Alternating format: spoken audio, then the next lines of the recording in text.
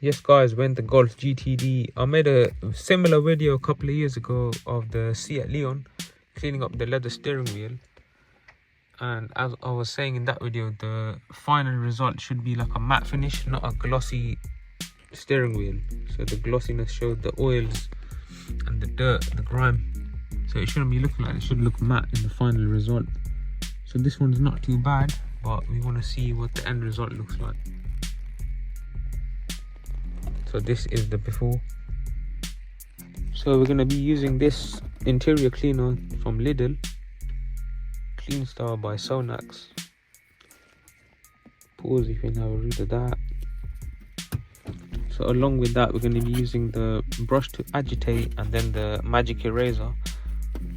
And then once that's done, we're going to be using the leather cleaner and the polish with a microfiber.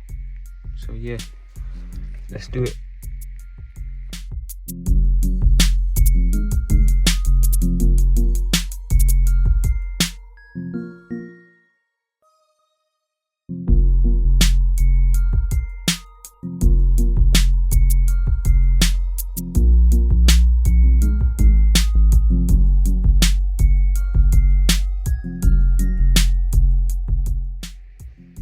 So this is how it's looking after the clean.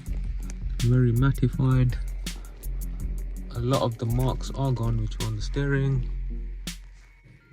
So at this point we are going to be applying the rich leather gold glass polish by Maguire's. Gives it a little, not too much of a glossy finish, but it'll replenish the leather. So yeah, let's do that now.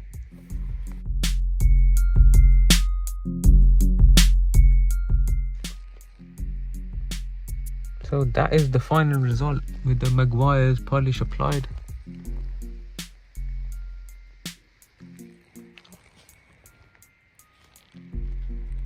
What do you think? Any improvement? And while we're here, we might as well do this too.